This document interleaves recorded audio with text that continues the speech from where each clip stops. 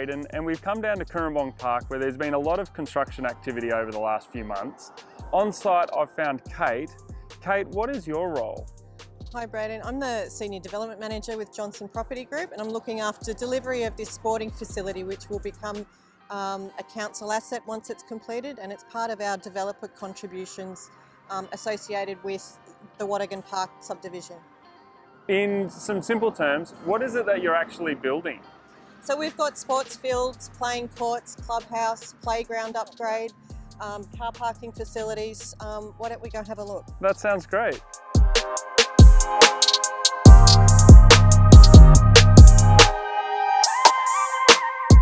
When we come down the main entrance, we drive past, I guess, the old Cooranbong Park. Yep.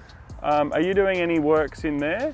Yes, so the existing playground facility was due for renewal under council's budget this year, so they're contributing towards the cost of replacing the existing play equipment.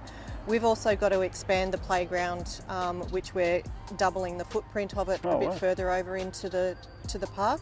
There'll be additional cycleways and pathways and picnic barbecue amenities in there as well.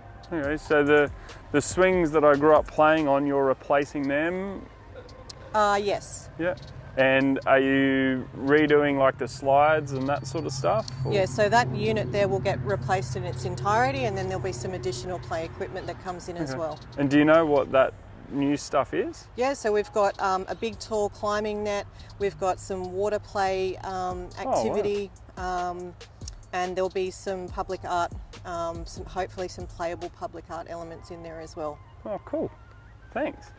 Why has that tree stump been left here? So as part of the earthworks to do with preparing for the sports field, there was a bit of timber that we had to clear. Some of the larger pieces we've salvaged and taken off site. They'll be refurbished and repurposed to use in the playground, which is getting themed around nature play activities.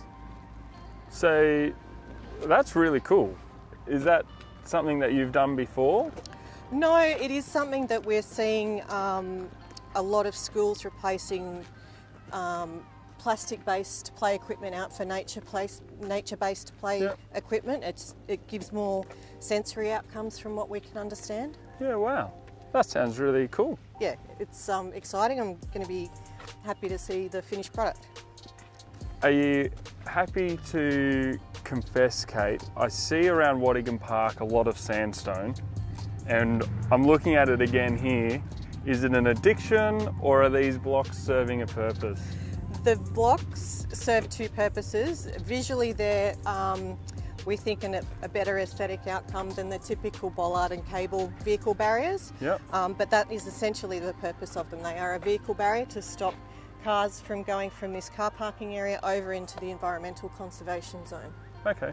So behind there, why is that environmental conservation? Because it adjoins Dora Creek, so it's a riparian zone. One of the conditions under our development application that was we had to rehabilitate that area. We have to maintain it for 5 years and then hand it over to council. Over some of the last things that have been built at Cooranbong Park, we've sort of followed along and learned how things are built. And one of those things has been a road and some curbs and gutters and that sort of thing. This one looks a little bit different. What's going on with this road profile? So the finished level that we're at down here is the subgrade level. We've still got to bring this up and asphalt it. The asphalt will be level with the top of the curb, so that the vehicles can transition straight over the top into this overflow parking area.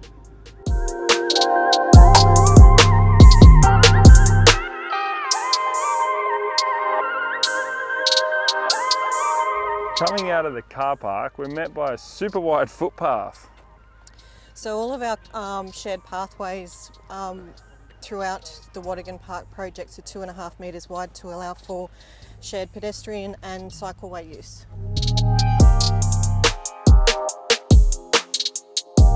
I'll guess this one. This one's the cricket pitch. Correct. Out in the middle of the oval. I remember when we were out here and these were being formed, so it's cool to see nice and flat now. Yeah. Is this the finish that we're going to have? Because it's going to be a bit hard to stick the old so there'll be key in. synthetic surface on this cricket pitch, and this is not in the middle of the sports field playing surface, it's in the middle of the two fields themselves. So it's in... Oh, right. Hang on. Of the two fields themselves. So what have you actually got going on here? So we have a rugby field, rugby league or union on either side. So there's two fields on either side, and a cricket pitch in the middle. Yeah, okay. So summer, we're playing over the whole thing. Winter, we've got footy. We've got football happening. Footy up the sides. Great. Yep. I know you're not doing it with your own hands, so who have you got helping you out? So we've got Robson Civil Project, who are undertaking all the civil works, sports field, car parks, multi-courts, and we've got Graph Building, who have been awarded the amenities building contract. They're both on site now. We've seen the cricket nets and the cricket oval. What's going on over here? So this is the amenities building for the sports group users. So it's a 550 square metre clubhouse facility, 4-player change rooms, a multi-purpose room, kiosk, sort of canteen facilities. There'll be public bathrooms and storage facilities. Thank you very much for showing us around.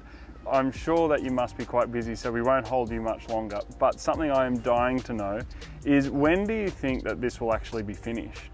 So all of the physical works, we're on track at the moment to have it finished before Christmas.